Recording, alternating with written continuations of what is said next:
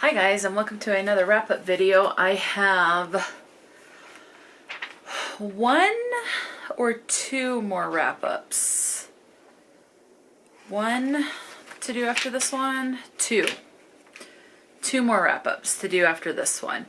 Again, I have this full week coming up to read some more, but I'm going to call it good on all of the readathons and on my TBR and everything because this next week is going to be busy, so I don't know how much I'm going to get read or anything like that. I'm just going to release that pressure off of myself and just call it good. So this particular readathon, as you can tell from the title, is for Realmathon. This is my first time participating in Realmathon. I actually submitted for points, so I did not, I'm sure that I got more points. I don't remember how many points you would get if you read a hybrid, if a book like a horror thriller or a horror romance or something like that. I don't remember how many points, or if there's additional points if you read from your team's genre, which you don't have to do, and all of that. I will list Cassidy's channel in the description box. She is the creator of Realmathon. She did a wonderful job. And yeah, so let's go ahead and get into this. So now the books that I read, okay, I'm trying to think. So you can either read for prompts to defend your team or attack another team. I decided to join Team Sanctum. Okay, so that the genres primarily associated with Team Sanctum were horror, thriller, mystery. Okay. Now I would try to fulfill at least one book per prompt, which I didn't fulfill every prompt. But you could, like, if you read a book that defended your team, it could work for like up to 5 prompts. So some of these I did do that, but I slotted them in on my paperwork for a specific thing. So so let's go through the defend prompts. One is to map a black hole. This is to read a book with a map. So I got 9 points, and I don't remember what other prompts these were, but Time of Dread is book number 1 in Of Blood and Bone series written by Gwynne. This is a dark fantasy, think Vikings. There's a lot of war, so you have decapitation, you have people losing limbs in war, so you have a lot of bloodshed. This one we're following multiple POVs. There's Sig, there's Riv, Drem I think is one of them, and so like Sig is a character from the first series, which is the Faithful and the Fallen series, also by Gwynne. You need to read that series before you read this series. There are events in the Faithful and the Fallen series that are reminisced on in this series. This takes place a couple hundred years after. Sig is a giant, so giants can evidently live a very long time. So the fact that Sig is in this series as well as the previous series, that tells me she's several hundred years old. The thing with Gwynne, with this being a war, he is not afraid to kill off characters that you can grow attached to. There were 2 deaths in this. One hurt me more than the other. So this is a battle between good and evil, or between, there's always a chance for, it's like, you may think that one was evil, but is it really all that evil, or is it actually good? And the one that says they're good, are they the actual ones that are evil and they're trying to make you think the other one is evil? Along those lines. So think of it like that. I ended up giving this one 5 stars. So, I mean, yeah. It's the first book. This particular series is a trilogy. I have the next one up on deck, ready to go. So I look forward to getting to that one and seeing more of, did the one that's good, are they actually evil, or have they become corrupted and are turning evil? Or is like half of them still good, but the other half corrupted, type of a thing. So we're still trying to figure things out, and we'll figure out more in the next book. So I did read that. I think what I'm going to do is I'm just going to tell you some of these prompts. Okay, there were 18 prompts to defend. So the next prompt is research the rifts, read an ebook. I'm actually currently reading Generation Manifestation. I have not completed that, but I do plan on completing that book this week. I don't know how many points I'm going to get for that because I haven't gone through to see what prompts will fulfill, and I'm only 34% of the way through it so far, so I'm not quite sure exactly what it will hit. Okay, the next prompt to defend is Better Together. This is to do a buddy read. Prompt number 4 is to make a fracture in time. This is to read a book that plays with history. Prompt number 5 is Expand Your Rift. This is to read a book out of your comfort zone. Number 6 is Distract the Other Realm. This is to read a book with multi-POV. Number 7 is Cross to the Enemy Territory. This is to read a YA or a middle grade. Number 8 is Indulge in Something Magical. Title is cursive font. Number 9 is Continue to Exist. This is to read an underrated book. Number 10 is to Regroup and Rejuvenate. This is to read a book with mental health rep. Number 11 is Conserve Your Energy, so to read a retelling. Number 12 is Hide Your Rifts. This is to read an author that uses initials. Number 13 is First Contact. This is to read a new to you author. 14 is Call Forward, and this is Call Forward a Rift Storm, and this is to read a book that has a weather-related word in the title. Number 15 is to Meditate. This is to read a title with an emotion. 16 is Send a Message to an Ally, which is to spell your name on the book. 17 is to Build an Energy Source. This is to read a book with a source of light in the title or on the cover. And then finally, number 18 is to Cultivate More Power. This is to read a host favorite from any team. So, okay, let me tell you, okay, so this fit, I used A Time of Dread to defend Team Sanctum. Now, where you can use up to 5, some of these I did figure they did fit 5 in the defend prompts. Some of them not. So I'm just going to tell you what book I read and if it was to defend. So let's start with all the defend books. Again, Time of Dread. The next one that helped to defend my team is Afrotistic by Kayla Alum Omeiza. I figured this one got me at least 16 points. This is a YA or a middle grade. It is a debut book. And this was a buddy read. I can tell you that because this was the April book for Autism Reads readathon. I will have that linked in the Discord. It is a year-long readathon that I am a host of to read books that have autism rep. Even better if the author is autistic. But the primary focus is to read books with autism rep. So Afrotistic, you're following this girl. I believe this takes place in Florida, if I remember right. She ends up moving to, I think it's Florida. She is autistic. She talks about how she's wanting to break barriers of being autistic. She doesn't want to be seen as the weird girl. She wants to break barriers when it comes to being black and being a woman. She also talks about her experience and things that she has learned and figured in life with being a black autistic girl, how hard it was or can be for people that are in her situation that are black, autistic, and women to get the autism diagnosis, because women are good at masking. So there is a lot of talk about that. Now the thing with this book is there is a ton of autism rep. Her little brother is autistic and he is nonverbal. Her dad is autistic. They think her mother is autistic, but her mother refuses to be tested. They meet this boy at a park who is autistic. And he has hyposensitivity, where a lot of other people that are autistic have hypersensitivity.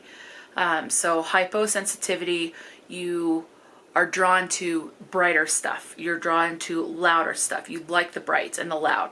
Hypersensitivity is you kind of shrink back from that. You don't like it quite so much. So, and I am more hypersensitive when it comes to things.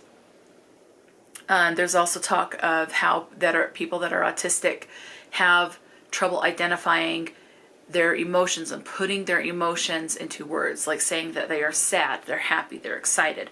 And that is something that I struggled with and have always struggled with. And one thing that I have done has always been like, well, my friends are saying that they're excited, so I should be excited too. So I'm going to say that I'm excited. Or my cousins are excited, so I have to say that I'm excited too. That type of a thing. Even though really I'm not. Looking back, I can see that I was probably more nervous than excited. And it's taken a lot of years to assess myself as far as my emotions go. I still struggle with that, but I'm getting a little bit better, and it just takes a lot of practice. So Noah is the main female character. She wants to make an impression at her new school, so she cuts her hair. She ends up with an afro, and so she's new at the school. She starts this group called the Roaring Pebbles, which is a group mostly created for people that are neurodivergent. You can have people with ADHD, but most of them are autistic. You have people that are not neurodivergent that want to join the club to learn more about people that are neurodivergent. So it was good. I ended up giving this one a, 4 or 5? 5 stars. This, again, is the author's debut book, and it is the only book that the author has out so far. The writing is done in a way, I don't want to say it's overly simple, but it is not flowery, so it's more to the point, which I appreciate, and that's what I like. I do like the flowery stuff sometimes, but sometimes it's like over flowery in certain books. This does not have that problem. I do like it when it is to the point. This is what they're thinking, this is what they're feeling, and just, yeah. So I like that, and I appreciate that. That's my preference. I don't have to try to read between the words type of a thing. So I appreciated that, and I loved all the various different types of representation in this, because it just shows that autism affects everyone that is autistic. It affects them all differently. Okay, the next book that I read, I do not have because it was a library book. I read The Duke Undone. This would also help build at least 16 points for my team. This is a Regency historical romance. We're following mostly Lucy. She is heading, it takes place in a time where women were more looked down upon than men. Women were institutionalized in asylums just for bouts of hysteria, which we know that that's not going to be the case in today's day and age. So women were kind of talked down to, and it's like, oh, you're just being silly, you're having a bout of hysteria, or whatever. They weren't, it was thought that they didn't think as well as men or something like that. Women were also not able to do certain things. So the main character, Lucy, goes to an art school. The men take their own classes and the women take their own classes. The men can have someone stand before them to learn how to draw the naked body, and women cannot. Now Lucy is heading on her way to her art school one day, and she stumbles across a man that is passed out in an alley, and he is naked. So she ends up drawing him, and the guy turns out to be a duke, and he is accused of relations with another woman who happened to buy that painting from Lucy. He goes and sees the painting, and he's shocked to see his penis on full display in this picture, and has to try to defend himself, like, I don't know what's going on here. I don't know why there's this picture of me naked, with my stuff all out to sea for everyone to see. He has to stay scandal free, so he is very invested in getting hold of this image of himself and finding the artist, because in order for him to inherit any of the money that his dad left for him, he has to reach a certain age. I think it was 30, I can't remember for sure, but he had to reach a certain age without becoming overly drunk. Alcoholism is a big part in this book, so if that is bothering to you, be aware of that, but he has to avoid any scandal. Lucy is lower class. She does banter with the Duke a lot, and then there is that tension between them. They're with the flirting and the kissing and things like that, being smart alecks to each other, and you do see their feelings grow for each other. This did have me chuckling quite a bit. Do be aware this does have some steamy scenes in it. This had 3 steamy scenes, but they were very short, like maybe a page, if that, like each steamy scene. So out of the whole book, it was like maybe 3 pages. So, and it's definitely the type of scenes that if those scenes were omitted, it would not have affected the book in any way, or the relationship between the main characters in any way. So they definitely did not need to be there, but the author obviously felt like they wanted to put it in there so. Anyway, I enjoyed the book. I ended up giving it 4 stars. It did have me chuckling. There's some parts that were funny. You do also see that some people that were considered higher class, that they did look down on the lower class, which is typical of that happening. That people that make more money look down on those that don't. And I've been in that situation myself, where someone that does that claims he made a lot of money treated me like garbage because I wasn't making anywhere near he was, because I work customer service. They're just crappy people. But it also delves into how people will say that they're doing something for the good even when they are not doing it for the good of another person, because they are, this particular group that's saying they're good is actually more maybe corrupt, and maybe there's embezzling and some lying and cheating and things like that. So anyway, it does delve into that quite a bit.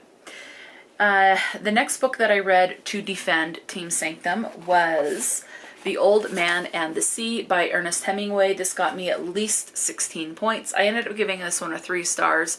There's no chapters in this. It's all one big story. This one, you're following this man as he literally goes to sea to fish, and he wants to find a great big catch. He's on sea for a couple of days, and then he makes it back, and that's it. So it's literally just him on the sea. He talks to himself, he talks to the fish. Yeah, and you're just following his train of thought as he's thinking through things of when he's going to reel in a fish, if he's going to reel in a fish, what is he going to do, what kind of life does he have, why is he alone? Just a lot of his thinking patterns. I gave this 3 stars. I read this at night. I was physically so very tired, so I did fall asleep at parts in this book, but that is not the book's fault. That was my fault for reading it when I was so tired. So I think this could have been a high 3 star, if not a 4 star, had I have read it when I was like in the middle of the day when I'm very alert or something like that. So I do want to reread this at some point in the future. But I did enjoy what I did read and what I do remember of it, which isn't much, again, because I was so just very tired. The next book I used to defend my team was Long Distance. This was written by Whitney Gardner. This is a middle grade graphic novel. You have this girl that moves to, I believe it's New York. She was in another state before, so she leaves her best friend. They were big into space and stars, so there's a lot of talk about stars and space. You have LGBT rep in this because the main characters has 2 dads. One is portrayed more feminine, one is more masculine. She has a different name, like one's dad and one's papa or something like that. They moved to New York because one of the dads gets a new job opportunity. Talks about he as an adult is nervous to basically make new friends in the area, just as she is afraid to make new friends in the area, and she's nervous, and they talk about that. Her dad sent her to a summer camp to try to make new friends, and so you're just following on this journey as she's at this camp, and she just does not want to make new friends. She's adamant that she will only have the one friend, and things like that. So you're just following her. She has her normal middle grader concerns with making friends in a new area. And that got me at least 3 points. So to defend Team Sanctum. Next up, I have Big Mushy Happy Lump by Sarah Andersen. This is volume 2 in the Sarah Scribbles collections. This is just a collection of comics, basically, or of comic panels. These are very relatable. Sarah is basically making fun of life. You have expectation versus reality. Like a woman, how her hair can look so wonderful even though she hasn't washed it for 3 or 4 days, versus another woman who may not wash it for 3 or 4 days and it looks like it's just greasy to no end. So you have wanting to cuddle with your partner in the summer versus versus the winter. What the difference is between there. How as an adult you can be very mindful of costs when it comes to buying food and clothing and other stuff like that, but then there's something else that you love, like in my case and in this character's case, books, and you're more willing to spend more money for books. So there are situations where she makes fun of that, of situations like that. You have cats in this, and how it's like it's like she didn't like cats or didn't want a cat, and how people have become obsessed with looking at cat pictures on Instagram. So she's just poking fun at different situations. I gave this one a 4 star. Really love this one, and I'm going to try to collect this whole collection. I do have the 3rd one. I believe there's at least the one more, and I don't know if there's 5, but there's definitely at least 4. So I will end up collecting this, and this is just very fun, poking fun at life situations. Next up to defend Team Sanctum was, I read Switched by R.L. Stine. This got me at least 16 points. It's a YA. This does have mental health rep. I'm not going to say what the mental health issue is because it will spoil in there. Just know there is mental health rep. You are following Nicole. Nicole has a friend named Lucy, and they go to the same school. Lucy has this bright idea because they're both not happy with their life and how they're treated by their parents and other stuff that's going on. Lucy has this idea to go with Nicole to what's called the Changing Wall, which is in the Fear Street Cemetery. And what happens is you climb to the top of the wall, you hold hands, jump off, and you switch bodies.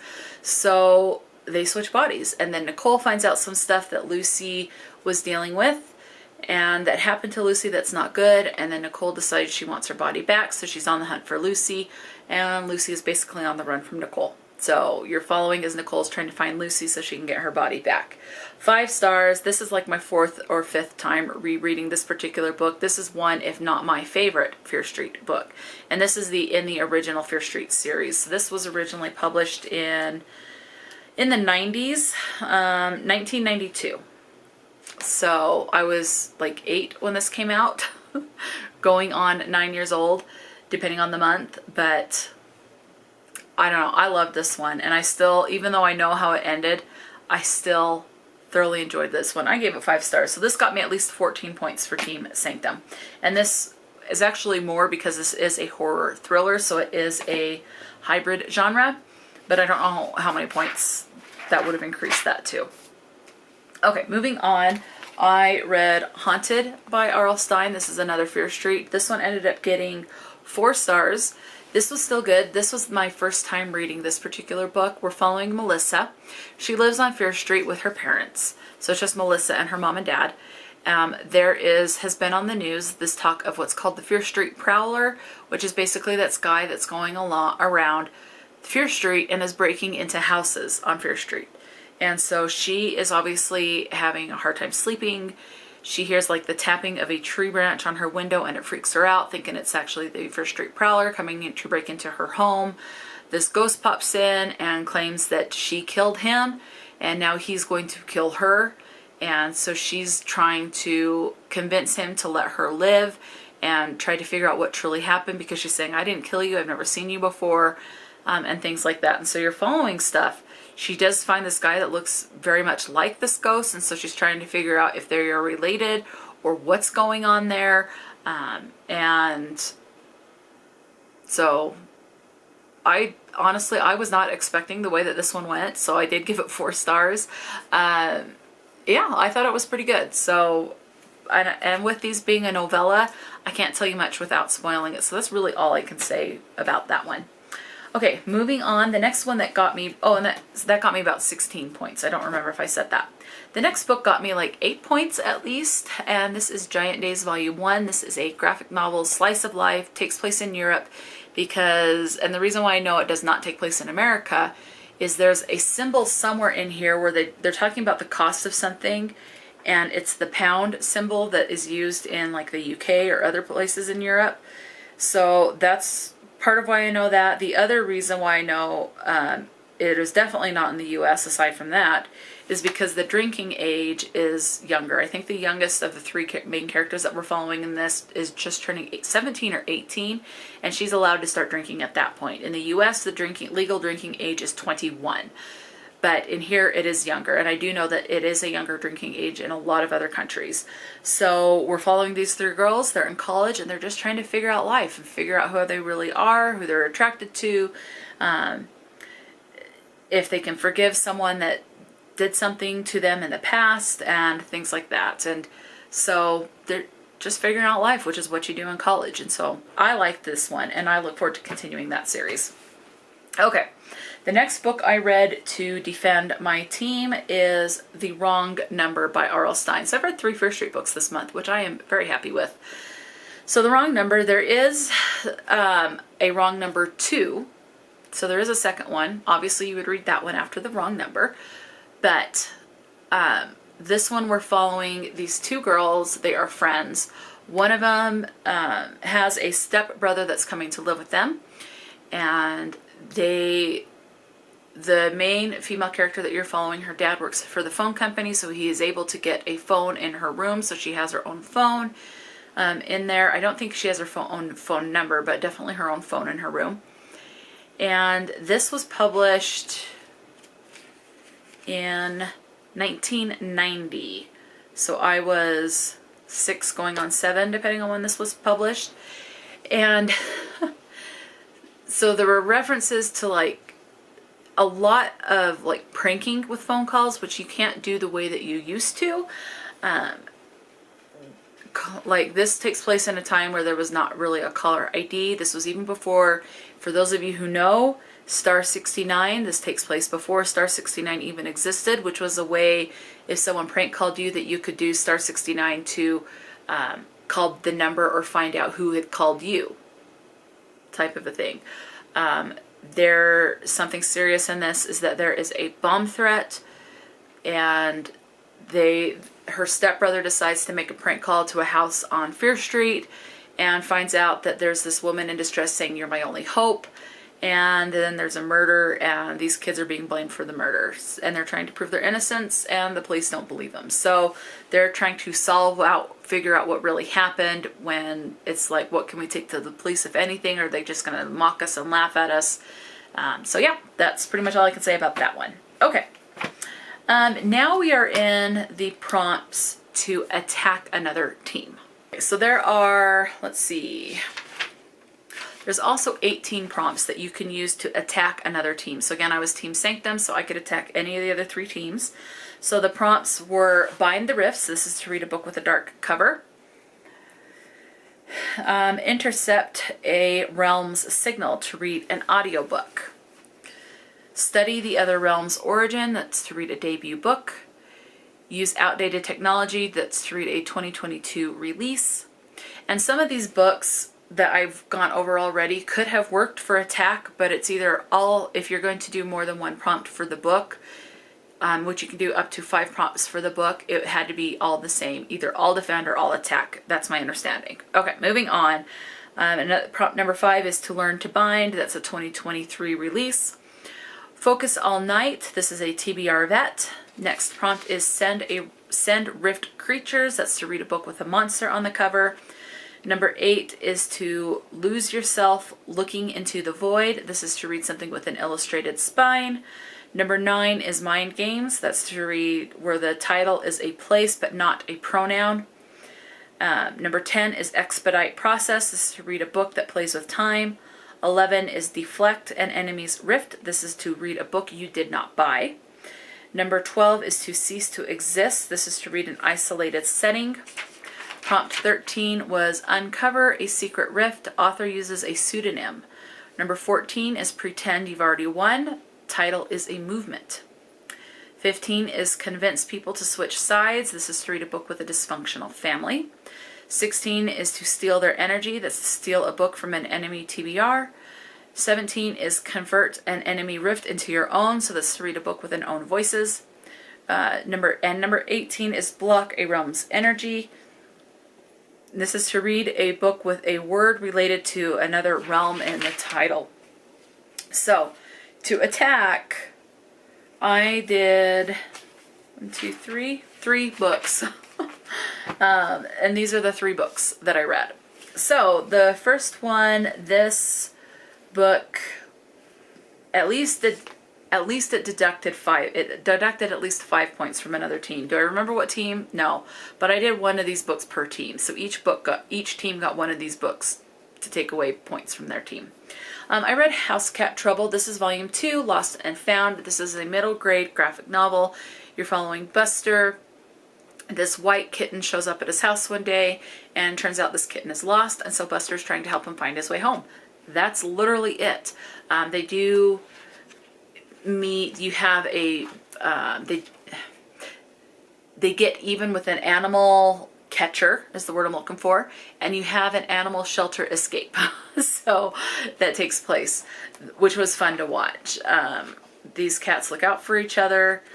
You have references to animals getting lost and the sadness that can be felt from the humans. And so you're just trying to help the lost cat find its way home. And this was actually just released this year in 2023. So this definitely did count for the 2023 release. I don't remember what other prompts that counted for. Next book I read, this deducted at least 19 points from one of the team, and I read Hey Kiddo by Jarrett J. Krosoczka. This is actually a graphic novel memoir, so it was fine. I did not give this a star rating. I actually ended up skimming the last little bit because I felt like it was very repetitive. I think this would have been better had it been in a standard novel format. That's just my opinion. So it was fine. You have drug addiction is a heavy thing in this. You have loss and grief of family. You have someone trying to build relationships with someone that maybe wasn't always there and things like that. So I mean it was fine, but I think it would have been better in a standard novel format. So I did not give this a star rating. I just kind of actually just got a little bored with the graphic novel of this towards the end. So let's go ahead and move on to something that was more pleasant. The last book for Realmathon that I read was Children of the Wells. This deducted at least 7 points from one of the other teams. This was written by Abby Umeda, and this is a translated work. I don't know the translator or if it was the publisher that translated. I think it's the publisher that translated it, and not an actual translator. So this one is actually a fantasy manga. These people are on this island that literally floats in a sea that is made of sand. And in order to get, like, there's this other island that shows up, and in order to get to the other island to see if there's anything that they can harvest or claim for themselves, they have to get on a boat and cross the sea of sand by boat. So it was interesting. You have those that are marked and those that are unmarked. Those that are not marked tend to live quite a long time, so they tend to be the elders and seen with wisdom and things like that. Those that are marked tend to die very young. So, and the marked cannot show emotions. I think it's because they die sooner or something like that. And so you have Children of the Wells, and they're just trying to live on this island and things like that. Now, the people that are marked, when they go more into the underbelly of the item or more further below ground, the less their powers will work. So they do get hampered when they're trying to be punished for breaking laws and stuff. That is a way that the elders see to punish them so that they can't use their powers. They're taken below the surface of the ground so that they can't really use their powers. So I ended up giving this one 3 stars. I am definitely intrigued enough to continue this series, and I want to know what's going to happen. So yeah, I definitely, it kind of creeped me out a little bit, to be honest. It just kind of had this eerie feeling and vibe, but I mean, they're all just trying to survive on this island, and that, so I don't know. I think it's the whole deserty dryness aspect of it being surrounded where there's no water around you. It's not an ocean, it's just all sand. So I don't know. There's something about it that kind of gave me the heebie-jeebies, and I don't know what, but I am intrigued to continue. So that's it. Those are all of the books that I read for Realmathon round, I believe it's 2.0. So I am hoping that Cassidy will do this again in another year, so like a Realmathon 3.0. I will definitely try to be participating in that if she decides to do that. So Cassidy did a great job with this, and there was a Discord for this, but again, I will link Cassidy's channel in the description box so you can check out her channel. She has a great channel. She talks really well regarding books. I feel like I struggle a lot with it, but she does a really good job explaining books. So yeah, that's pretty much all I can think of to say. I am drawing a blank now, so I'm going to go ahead and end this here. Let me know if you participated in Realmathon. What team were you on? I look forward to finding out which team won this round. I'm hoping it's Team Sanctum, but I don't know. So we shall see how that goes. So that's it. Talk to me in the comment section below. And until next time, stay true to yourself and enjoy a good book. And I'll talk to you later.